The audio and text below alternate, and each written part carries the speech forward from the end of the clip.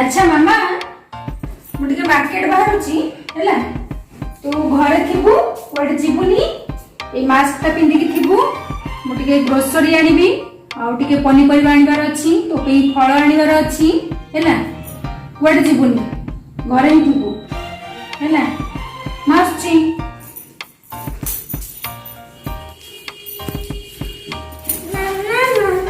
हां बेटा तुमने तो मते निजे में दे देला तुम तो निजे में नहीं तुम पे मान देती।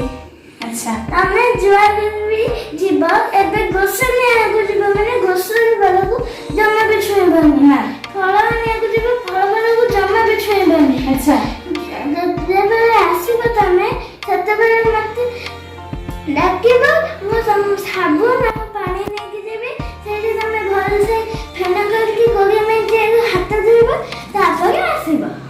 हो ठीक है मैं तो कथा मान ली है हां थैंक यू वेलकम।